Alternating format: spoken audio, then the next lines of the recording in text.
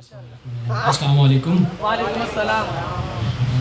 آج کی محفل کا عنوان شہادت عثمان کے حوالے سے، امیر وقت ہو کے بھی یہ ظلم کی ہے انتہا، امیر وقت ہو کے بھی یہ ظلم کی ہے انتہا، کئی دنوں سے سو رہا ہو بھوک اور پیاس میں، سبحان اللہ، کیا آغاز۔ ملے نہ تشنگی میں اس کنویں کا آب بھی اسے، جسے خرید کر کیا ہے وقف اس نے خود کبھی، وہ اس جگہ نماز بھی نہ کر سکے اگر ادا،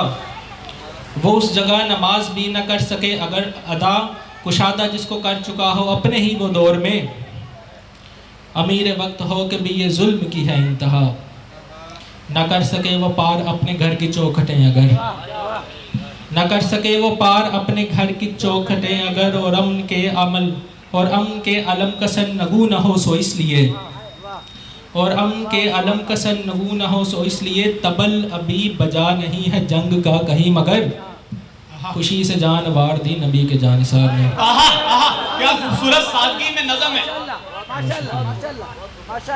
شکریہ۔ میں چاہتا ہوں کوئی شام اس کے نام کرو، کہیں تو بزم سجاؤ کچھ اہتمام کرو، میں چاہتا ہوں کوئی شام اس کے نام کرو، کہیں تو بزم سجاؤ کچھ اہتمام کرو، وہ جس کی عہد خلافت میں نیند اونگ تلک، وہ جس کی عہد خلافت میں نیند اونگ تلک، جو رات جاگ کے گلیوں میں گشت کرتا ہو کہ اس کی قوم کے افراد چین سے سوئیں، کیا بات، کیا شان ہے۔ وہ جس کی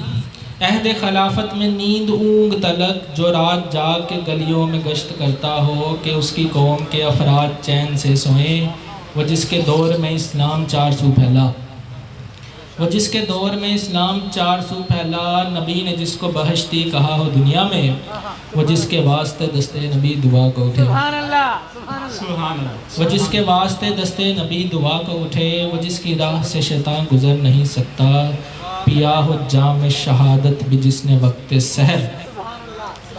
رسول پاک کے دامن میں سو، رسول پاک کے پہلو میں سو رہا ہے جو،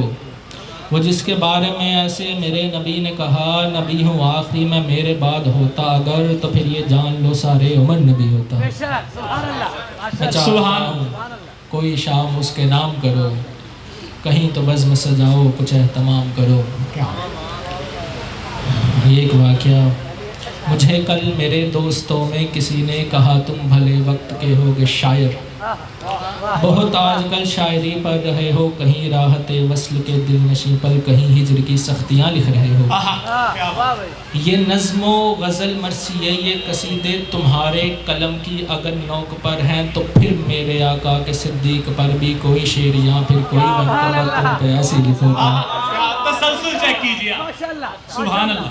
یہ نظم و غزل مرثیے یہ قصیدے تمہارے قلم کی اگر نوک پر ہیں، تو پھر میرے آقا کے صدیق پر بھی کوئی شعر یا پھر کوئی منقبت ان پہ ایسی لکھو تم، جسے سن کے پڑھ کے حبیب نبی کے سبھی دشمنوں کو سبھی حاسدوں کو لگے آگ ایسی جو ان کو جلا دے، سبحان اللہ۔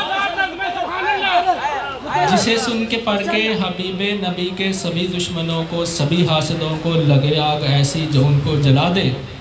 اٹھے کھول ان کا لہو یوں رگوں میں کہ صدیق اکبر کے جتنے ہیں حاسد جہاں میں ہیں، جتنے بھی کینہ لیے سب اسی بزدلی میں سلگتے رہے، وہ تڑپتے رہے اور بلکتے رہے،